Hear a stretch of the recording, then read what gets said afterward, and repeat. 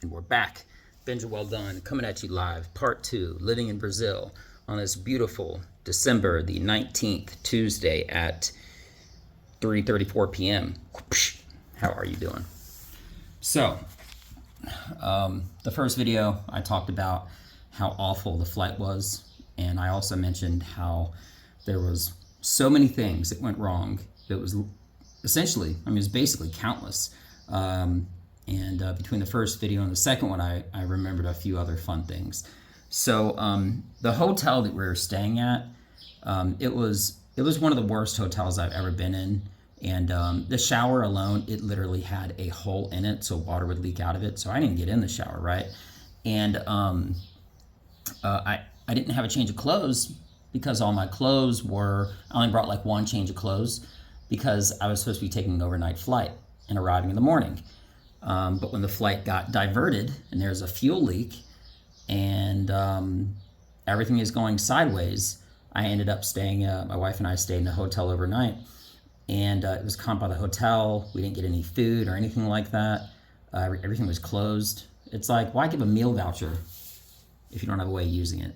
You know what I mean? Like, anyway, so as far as the hotel goes, I didn't really have any options, so I went down to the hotel lobby and I talked to the guy and I was like, hey, and there was a huge line. There was a lot of people. There was a lot of people that were diverted on this flight, and I was in line for almost an hour and a half once I actually got to the hotel, just to get this whole thing sorted. Here's where it gets even crazier, right? I got like a few people in front of me in the line to get the hotel for this like overnight horrible experience. But anyway, and somebody gets out of the elevator and they say, excuse me, sir, I just got this hotel key. He said, yeah, what's wrong? He says, the guy was like, my flight was diverted. And the guy was like, well, yeah, so we're all there. What's your point? He said, there's somebody in my room. The guy said, excuse me? He says, yeah, you gave me a room, a key to a room, and someone's already in it. They're in bed. They're trying to go to bed. What's happening right now? So the guy's scrambling. He's like, oh, I don't have a clue. My bad. I didn't mean to do that. About a minute later, another person comes out of the elevator. They say the exact thing. They're like, bro, there's like a guy and a girl. They're a married couple. They're in bed. They think I just try to break in. So apparently this hotel was just like overbooked, and it happened like 4 more times. And I'm thinking to myself, if somebody enters my hotel room, so I literally just blocked the door at night. And then after I was in line for like I said, like 2 hours, and I finally got my, got the hotel key. My wife and I went upstairs finally. And once we're up there, I realized I didn't have any clothes, right? So I go back downstairs and I said, hey man, listen, where's your laundry machine? What do I do? Blah, blah, whatever. He said, oh, it's upstairs, but it only takes quarters. I said, well, lucky for me, I have $1. You know what this guy said? He looked at me and he said, you're gonna have to get back in line. And there was probably like 50 other people. It'd have been like 2 hours just to wait for 4 quarters, right? And I'm just fuming at this point. And I tell the guy, I just said, hey, listen, how about I just hop over, which is a little bit of aggressive move on my take. And I didn't do it. I didn't hop over the counter, but I basically told him, I was like, why don't you just open the register and I give you $1 and you give me 4 quarters and I stop talking to you. And he was just like, yeah, man, that's legal. Don't do that. I'll call the cops or something crazy, whatever. So there I am. It's about 2 o'clock in the morning at this point. And my big focus is taking the clothes that my wife and I have, putting it in the washing machine and staying up until our clothes get washed so we have something that's clean to wear in the morning. I'll just have some like boxer shorts on and that's it. I even threw my socks away in the trash because they were soaked. But anyway, so he says no, and I start walking up and down a line like I was borderline homeless. In some ways in that aspect I actually kind of was, but not to be too extravagant in details. But I told him, I went up and down the line. I started asking random people. I was like, hey, man, do you have a quarter? Hey, man, do you have a quarter? Well, the thing is, you can't really break $1 when a person has one quarter and another person beside them that has one quarter. So people were just giving me quarters. And I had 4 quarters. I went up to use the machine, and after I'm watching it, and after 5 minutes, it stops.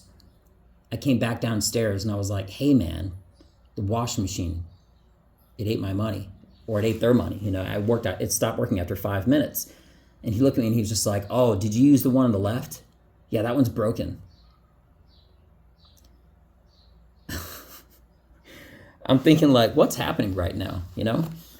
So he gives me 4 more quarters, and somebody else happened while I was down there to give me a few others. And I went upstairs. And now it's like 2:45 in the morning. I finished 1 load of laundry, and I get you ready to use the dryer. And it's also, of course, not to be surprised, it takes quarters only. I had 4 quarters. I used it, and at that point it's like 3:30 in the morning or something like that, because it was like it ran for almost about like an hour or 45 minutes, whatever. And it still was a little damp. So I went back downstairs. They weren't until this whole thing was such like a anyway. And again, this is before I even get to Brazil. And I told you I'm doing more talking about this than the actual Brazil part. But anyway, so I go back downstairs. There's no line at that point. Everybody's been checked into their room. And I say, hey, man, listen, I need 4 more quarters, and I think you just give it to me. And maybe I just said it with like a little bit of authority, maybe not. But regardless, this guy gave me 8 quarters just in case I needed it. And then like extra soap and other stuff and whatever else I needed, if I needed it.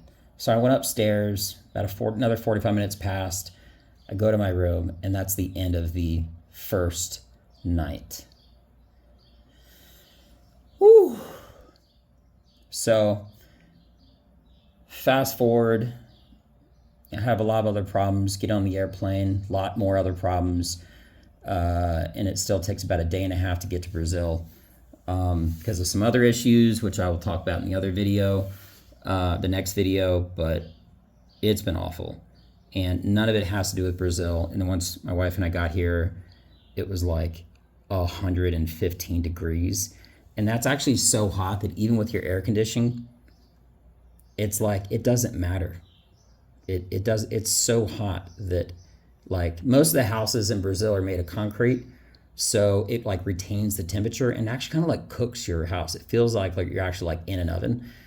So that's what it feels like right now. I'm actually, it actually rained last night, so it's mildly, I hate to say it's cool, but it's only about like 100 degrees.